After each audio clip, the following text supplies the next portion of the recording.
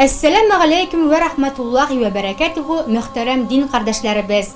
Эфирда Ислам нуры тапшыруның чираттагы чыгарылышы.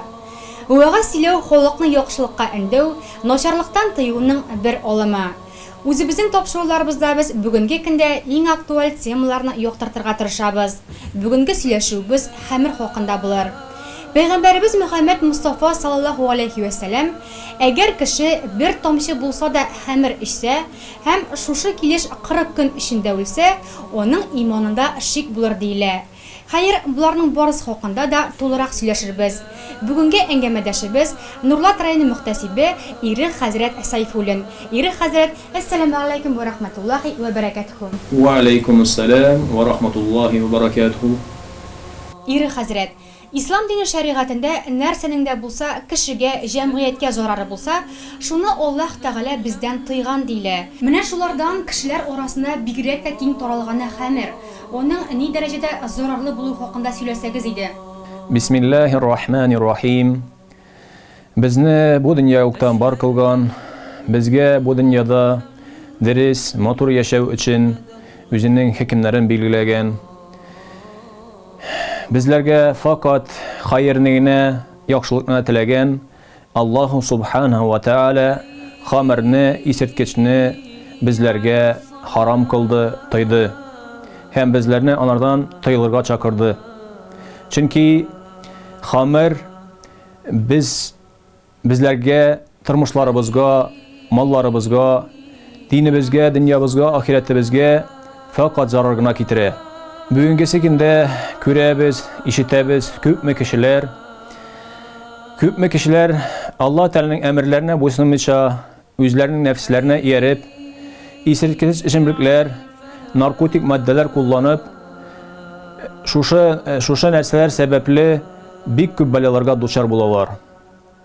Күпме тормышлар бозыла, күпме гаиләләр таркала, күпме ятим балалар кала, күпме зина кылу, никахсыз якынлык кылулар, һәм дә ут күз чыгу очраклары йортларда, һәм дә юл фаҗигалары, кешеләрнең бер-бирләре белән дусманлашулары, аралары эзелү, хәтта бер-бирләренә кул салулары, үтерүләр дә, әлбәттә булар барысы да күп очракларда менә шушы исерткеч эчемлекләр, наркотик матдәләр куллану сәбәпле кешеләр кайгы хәсрәткә, бәла казаларга, бәхетсезлеккә дучар булалар.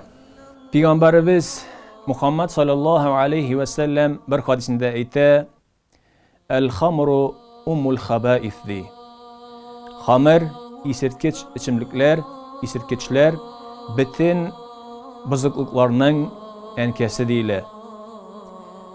Бөтен бозыклыклар да яралгысы менә шушы хамырдан тора. Хамер йортларыбыздан, малларыбыздан, гамәлләребез, кәсепләребездән, илләребез, көннәребездән бәрәкәтне качыра.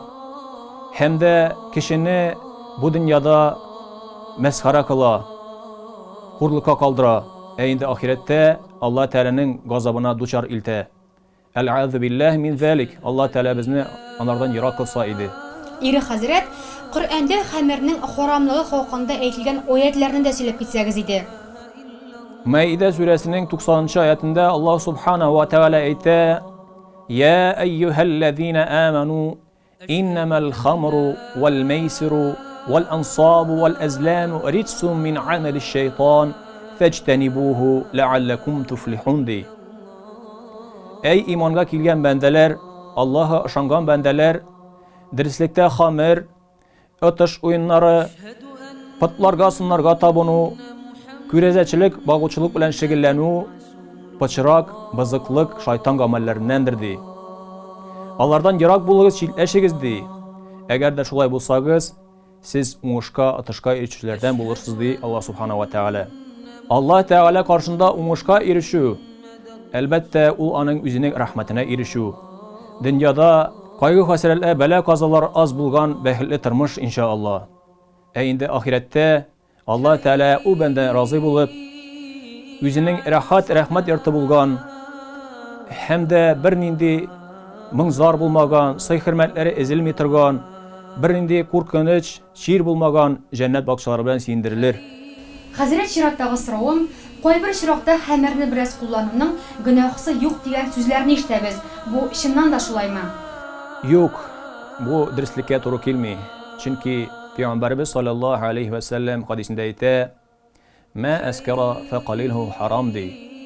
Ни нәрсә кешене ишетсә, сәрхуслаштырса, аның азы да сезгә харам булды ди. Монарга барча исерткеч эчемлекләрнең төрләре керә, барча наркотик матдәләрнең төрләре керә. Һәрбер зур нәрсә аздан башлана. Авыру килгәнче анардан сакланырга, инде бәла килгәнче аны булдырмаска, анардан читләшергә тырышу кирәк булган шикелле, әлбәттә безләр дә үзләребезнең балаларыбыз тәүфиклы, әдәп-әхлаклы, михрибан шәфкатьле булсыннар өчен дә, һәм дә йортларыбызда, гаиләләребездә тынычлык, иминлек, татулык, бәрәкәт булсын өчен дә, һәм дә җәмгыятьтә халык ара дуслык, аңышу, тынычлык булсын өчен дә, һәм дә инде бигрәк тә Алла Тәгалә разый булып, безләрне үзенең рәхмәтенә алсын өчен дә безләргә менә шушы Алла Тәгалә харам кылган хамырдан ерак булу һәм дә читләшү сорала. Алла Субхана ва Тәгалә безләрне һәркайсыларыбызга үзенең ярдәмен бирсә иде шушы харамнан тыйлырга, һәм дә инде Алла Тәгалә ризалыгына, рәхмәтенә ирешергә дөнья ахирәт насыйп булса иде. Вассаламу алейкум ва рахматуллаһи ва баракатуху. Мөхтәрәм тамашачыларыбыз, Ислам нурының чираттагы чыгарылышы шуның белән ахырына якынлашты. Әгәр сезнең дә ислам дин хакында сорауларыгыз булса, 240-26 телефоннарына шалтыратып, безгә үз фикерләрегезне калдыра аласыз. Без исә киләсе чыгарылышларыбызда алар хакында сөйләргә тырышырбыз. Хәзергә мин сезнең белән саубулашам. Ассаламу алейкум ва рахматуллаһи ва баракатуху.